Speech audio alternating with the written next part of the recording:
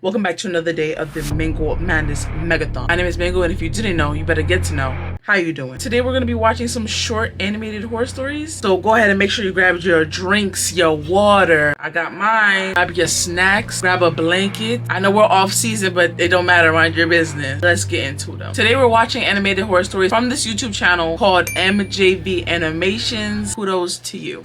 This happened several years ago in early October. I had 2 weeks off work and had taken a trip down to a cabin in the hills outside of my city. It was an Airbnb that was far out, which was perfect because I wanted to spend a few days camping as well. I drove 2 hours to the cabin and got there in the afternoon. It was really nice and quiet. No other cabins or buildings were in sight. It was just the woods going all around. I set my things inside and looked through the rooms, but it was nothing special. It had a very cozy, old-fashioned feel to it. Okay. Not something I was a huge fan of, but it was a nice change of environment for a vacation. The rest of that night and the following few days went by with nothing of interest. I spent my time relaxing, sitting outside in the cold fall weather for most of the days, and spending the nights inside by the fireplace. It was on the 5th day, though, that I set out with my camping gear. I wasn't sure how long exactly I was going to camp for, but planned for 2 to 3 nights. There were a couple trails nearby that I was aware of from planning ahead. I just have a question. Why do we camp? Like, why? But only one of them actually connected to the cabin. To keep things simple, I chose to just take that one so I could leave straight from the cabin and not have to drive anywhere. I walked for at least 3 or 4 hours before I found a spot I was happy with. This was the only clearing I'd found, aside from the trail itself, but something would just feel uncomfortable about camping directly on the path. It was closing in on nighttime already, so I got my tent up and started a fire. As it got darker, I put on my heavy sweater and jacket, with the cold really starting to come in. I sat out by the fire for an hour, eating up a quick meal and waiting for myself to get. Is that a hot pocket? But at some point, while I was sitting there, my eyes caught sight of something. A figure walking out in the woods. No, pack the bags. Pack the bag, get in the car, cancel Airbnb, try to get a refund. Let them know in the reviews, listen, it wasn't the house is beautiful. I'm just not gonna be staying here tonight. Who is that? No flashlight or anything, and disappeared in the distance. The only light in the woods was my campfire, aside from the dim moonlight, so whoever was out there had to have seen me. It was so strange the way they were walking though. Just being out here in the woods with no light and not even following the trail. It made me feel really unnerved, enough to think about taking the long walk back to the cabin, but I knew it wasn't safe to go out this late into the night. It wasn't safe for you to camp, period. Checking everywhere, but not seeing any more signs of the person. After a while, I started getting tired, so I flattened the fire and let it burn out. But just as the glow faded into ashes, I heard footsteps coming from the left of the campsite. My eyes widened, looking into the woods and trying to force my eyes to adjust. No, you better and throw a flame on that fire. Are we slow? Oh, I don't know if I could take the walk back all the way to the cabin. It's either that, cause this little tent that you got from Walmart ain't gonna do nothing for you. Now you surprised. Who told you to come out here, sir? But all I could see was a few feet ahead. The footsteps got louder, coming toward the campsite, getting close enough for me to think that they had to be just outside of my sight. But then they walked slightly off, staying in the dark and passing by, then continuing to walk away. They never stopped or did anything to show that they acknowledged that I was there. But the I thought it was one person out here at the exact place I was just impossible to be a coincidence. Once the footsteps were gone, I took out my flashlight and disassembled my tent, packing my things and going back to the trail. It wasn't ideal, but I could sense that something was off about whatever was going on. I walked quickly, keeping my flashlight on the trail and trying to keep myself calm. The woods were so quiet though, just adding to the eeriness of the situation I'd found myself in. Although I had my doubts, I made it back to the cabin.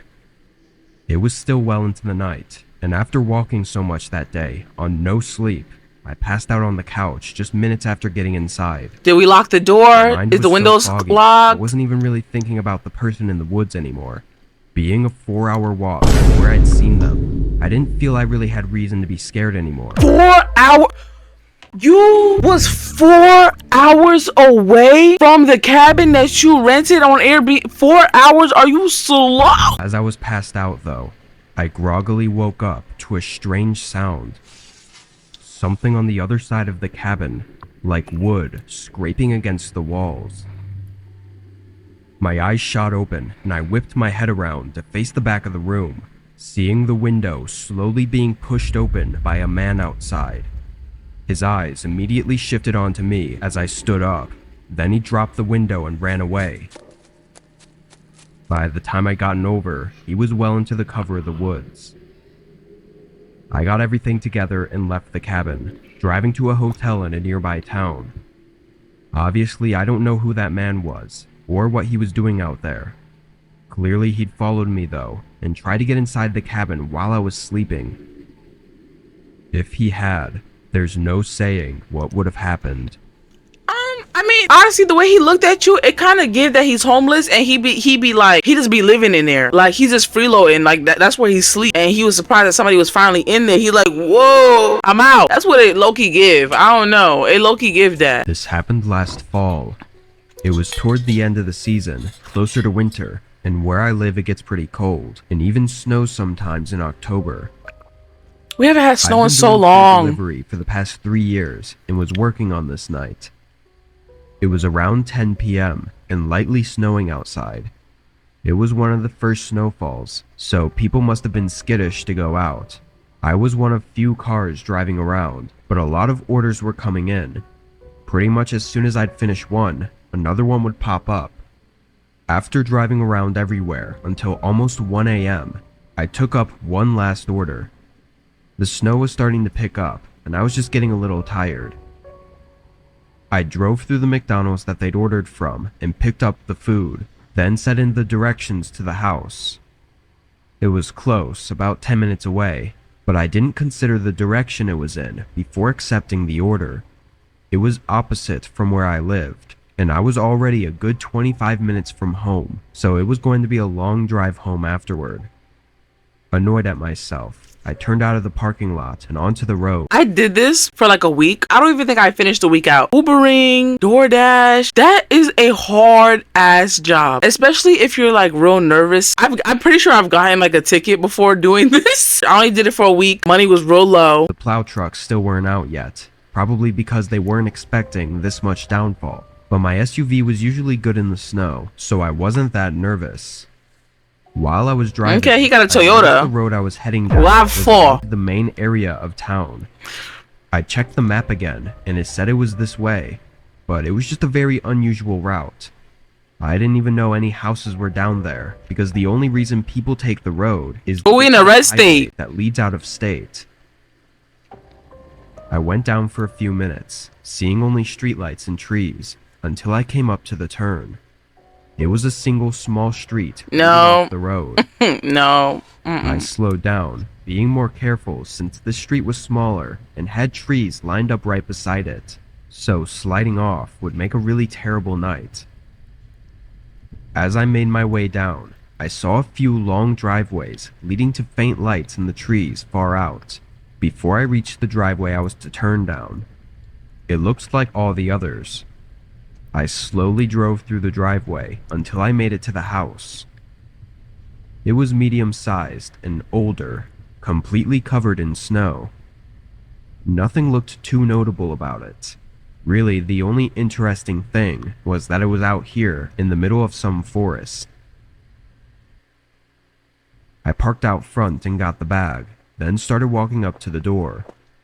The snow was thicker than I would have liked, soaking my shoes and even the lower legs of my pants.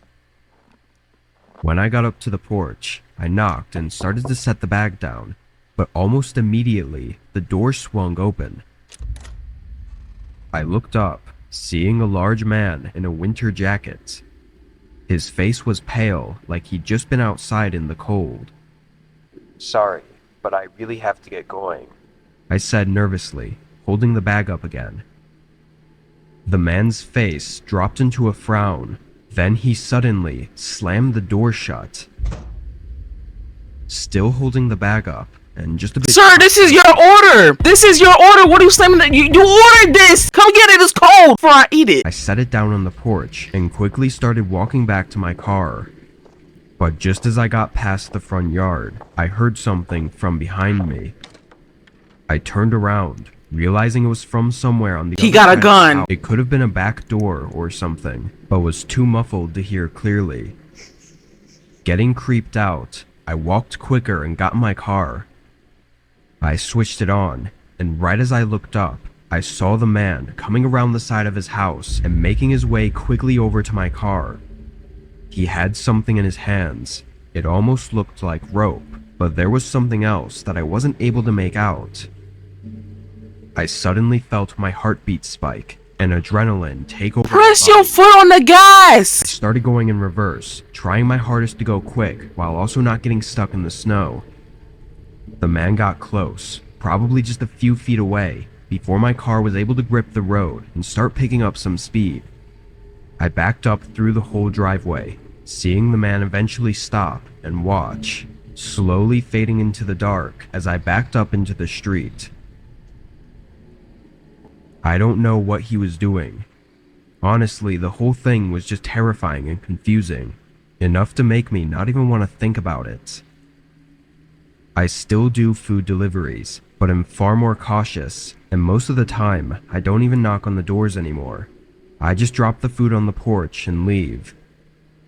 Had I stayed any longer that night, or had That's entered the crazy. house, who knows what would have happened to me. That's actually kind of crazy. Sadly, I know this happened in real life. Can't even make an excuse like, oh, maybe he was just trying to help your car move, and he was gonna tie that rope on the hook of your car, and he was gonna push it out with his car. I can't even say that. He got mad at you when you delivered his food. He's insane. It was a couple days before Halloween. I actually had the next few days off, so after I got off work, I was looking forward to staying up late and enjoying the night. I picked up some fast food on the way home, eating on the couch while watching some Netflix. About 30 minutes into the show, I paused it and got up to throw out the rest of the food that I hadn't finished. I walked into the kitchen and tossed it, but when I turned around, That I saw nose? someone standing in my backyard. That nose. I'm sorry. Someone in your backyard. Damn, okay. They were just looking at my house, not really doing anything else. For context, my backyard was small, but fenced in, so there was no way he just stumbled through while taking a shortcut or something. I flipped on the back porch light and slid the door open. What? Why? Someone's in your back door. Okay, let me turn the lights on. Let me open the door. What? "Hey, what are you doing?" I yelled at them. With the porch light now on, I could see their This is not the same person. The other one had a bob. Where's the bob? They were young, probably in their 20s, but had really tired and, for lack of a better word, creepy eyes. He just high. They didn't respond to me, so I called out again. "You need to leave. This is my property." The guy looked over at me, then casually started walking toward the gate. I made sure they left, going to my front window and watched them walk down the street. Once he had left, I just took a moment to think about what was going on. It was such an odd thing. Why was he even standing in my backyard to begin with? He was just staring at my house for seemingly no reason. I even went as far as to go out into my backyard and stand in the same place he was, looking up at my house to see what he could have been looking at, but there really wasn't anything. I went back inside and tried to forget it. I didn't really know what else to do. I poured myself a drink and sat back down. Are you drinking battery acid? What is this? I'd finished the episode and just started the next one, so maybe 20 minutes had gone by before I heard a few subtle footsteps running in my backyard, followed by a thud against my house. I stood up and ran to the kitchen, seeing that same guy now against my back door. He was pushing his body against it and aggressively trying to pull it open. He grabbed the handle just in case he somehow got through the lock, but seeing the rage in his eyes close up was horrifying. I backed away and got my phone. Thank Calling you. the police as I stood in the kitchen and watched this guy continue trying to get in. But then he just stopped. He stared at me through the glass door, breathing heavily and still having that crazed look in his eyes. Then he walked back to the gate, but this time he didn't walk away. He stayed somewhere on the side of the house, like he was hiding. I constantly went back and forth from all the windows, waiting for the police to arrive and hoping the guy didn't try anything else. 5 minutes went by with no sounds or movement before a police car showed up. Right away, I heard footsteps running Yeah, from he the side of the running. house, but not away from the house. They ran back up to the door, trying to force it open again. They chose to attempt breaking in again, rather than taking their chances running away. Obviously, police were able to get him in the act, and after a quick struggle, they got him cuffed and into the car. When questioned, it was very apparent that the guy was under the influence of something heavy, and it was later confirmed with some tests. Despite questioning him that night, and in the following days when he was sober, the man never gave actual reasons for his actions. I'm unsure how to feel about it. Part of me sees it as just some crazy guy that had no reason, so why worry about it? But then a part of me thinks of the look in his eyes, and the fact that he tried to break in over running away means he had to have had a reason. And either way, if he had gotten in, what he would have tried to do to me is likely just as horrifying, reason or not. As far as I know, he was only imprisoned for a few weeks due to not being sober during his actions.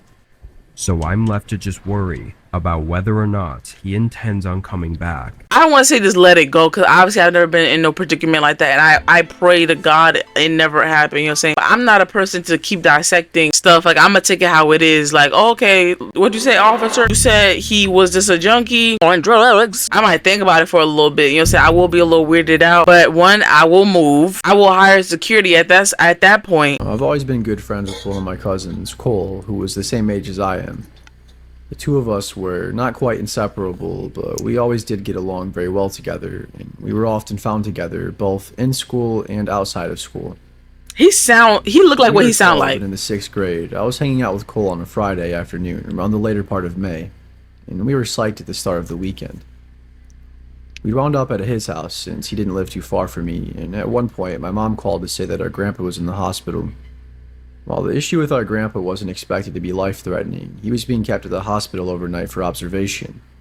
And both my parents and Cole were planning on staying with him and my grandma at the hospital. He don't look like he gonna make it. It's not funny, but I don't know. I was told that I was given the okay to stay at Cole's house for the night, with Cole's 15-year-old brother, Hunter, being in charge while our parents were out.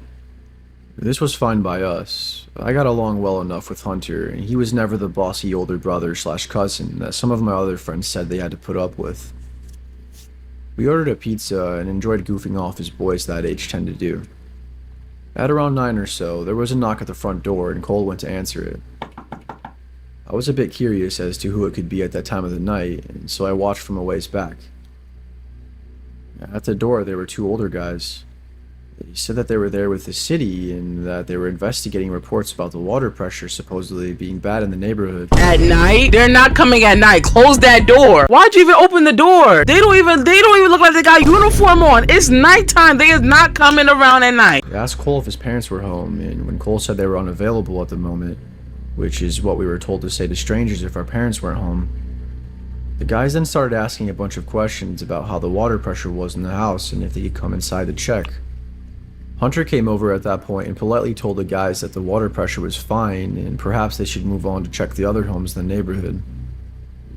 The guys seemed reluctant to leave, but eventually they turned and walked away after Hunter started closing the door.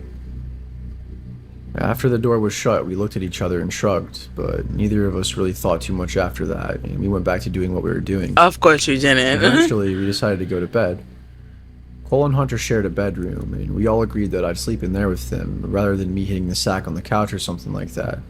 so that way we could all talk while we fell asleep. Hunter grabbed a sleeping bag out of their camping supplies for me, and when we got back into the bedroom, we all stripped down to our underwear/pajamas. And then they climbed into their beds, and I quickly crawled into the sleeping bag, and after talking for a while about random stuff, we all eventually fell asleep. Early the next morning, I got up because I had to pee, and so I quietly got out of the sleeping bag. The pee is literally a stream of water. On my way back to the bedroom, I heard something in the family room, which was on the opposite end of the house from the bedroom and particular bathroom I was using. I didn't pay too much attention to it at the time, thinking it must either be Cole or Hunter, until I got back in the bedroom and realized that both of them were still in there. Trying not to panic, I woke them and I told them that I thought someone was in the house. They quietly followed me, and the moment we walked into the family room, we saw the two guys from the night before in there. And So y'all it was didn't- rather clear that they were robbing the place. So you didn't lock the door. We wasn't locking the windows. One of them started moving towards us as he pulled out a wicked-looking knife. The three of us promptly raced to the front door somehow and managed to get it unlocked and open in time, and we fled outside. As luck would have it, a cop was driving by at that particular moment, so we quickly flagged him down and we told him about the two guys in the house. The cop called for backup, and within a couple of minutes, several other cops were there, and they proceeded to enter the house. After some searching, they caught the two guys. The cops figured out that the two guys must have entered from the window in the laundry room that had a broken latch, and that they had probably targeted this house specifically because they knew us kids were alone. And they probably figured that if we discovered them, we would be easier to deal with than adults. To add insult to injury, when we were waiting outside while the cops searched the house, some of the neighbors came out to see what the commotion was about. Nosy This included some kids who went neighbors. to the same school as Cole and me, including a few who were in our 6th grade class with us. It was during that time that the three of us realized that we had never got the chance to get dressed, so just like in the stereotypical nightmare, we had to stand outside in the full view of everyone in just our briefs for what seemed like forever before being allowed back inside. When we went back to school on Monday, Cole and I had to put up with more than a bit of snickering and being the butt of every joke for the next few weeks until school ended for the summer. That's not even funny. Like, what if I would have died? Y'all gonna laugh too? Y'all gonna see my dead body in briefs? Y'all gonna laugh? But that's it for today's spooky, scary animation stories. I will see you guys tomorrow.